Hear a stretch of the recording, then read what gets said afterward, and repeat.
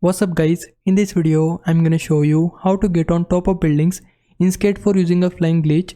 First, you need to find a wall or a spot on the map where your skateboard can attach at this kind of height.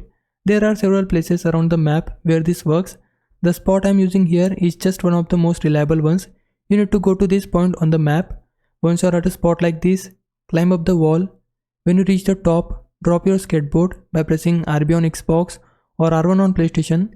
As soon as the skateboard attaches, jump toward it by pressing A on Xbox or cross on PlayStation.